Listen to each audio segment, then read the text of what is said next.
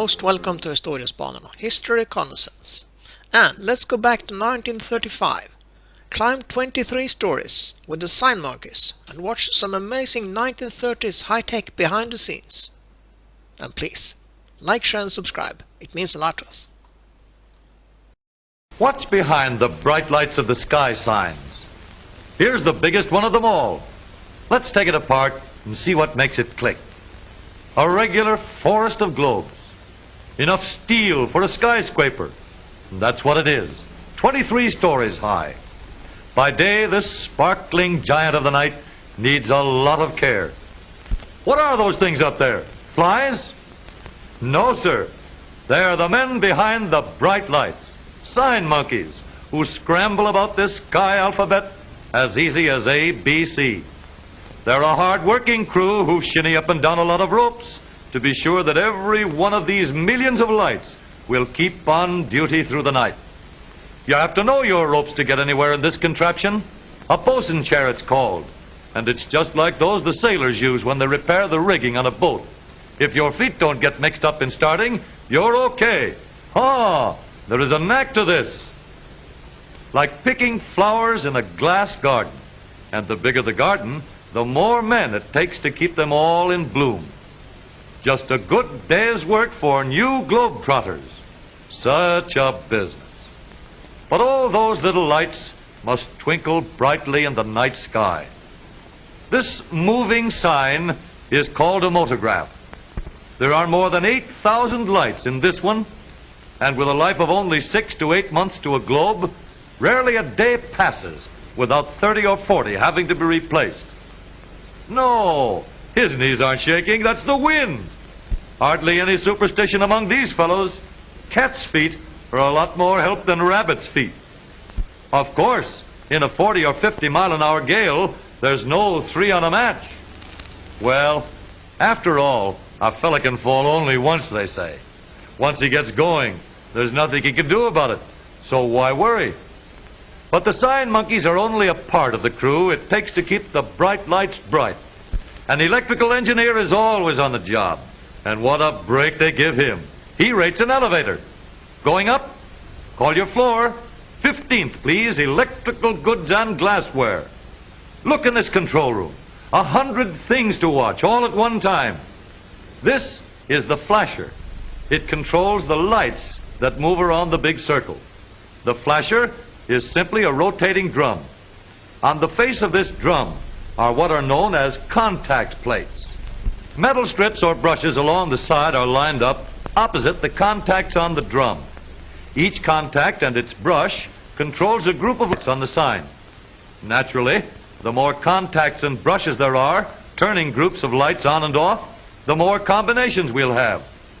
The flasher control has 305 separate contacts, the largest one in the world. Here is the machine that controls the clock hands, and it has kept the clock in perfect time for over a year without a slip. This is the control for the moving motograph. You want to know how it works? Well, every light bulb connects by a wire to a small contact point or brush.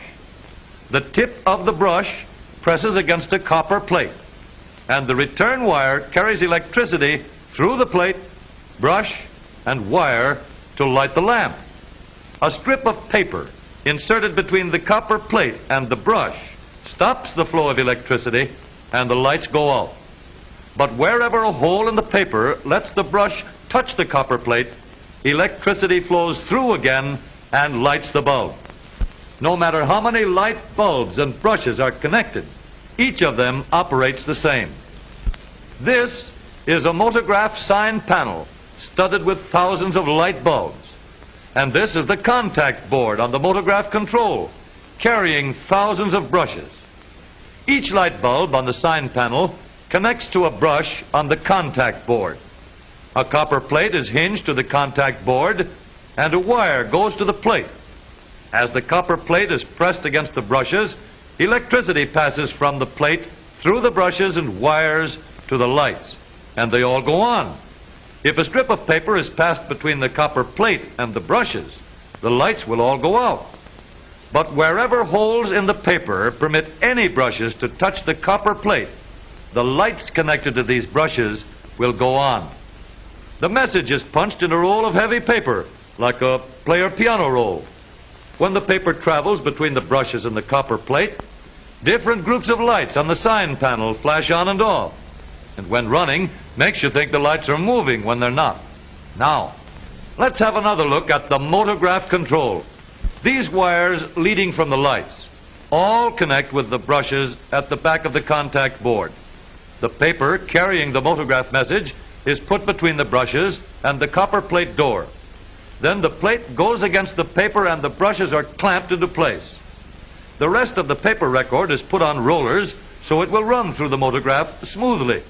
The switch is turned on, the motograph goes into action, and the animated message is flashed across the display.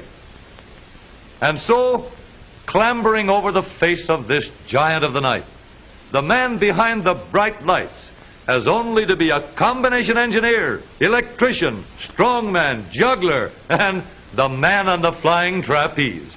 Anyhow, there's very little traffic up here. Just think of the poor pedestrians down there, dodging back and forth among those cars. What chances people do take. A fellow is certainly a lot safer up here.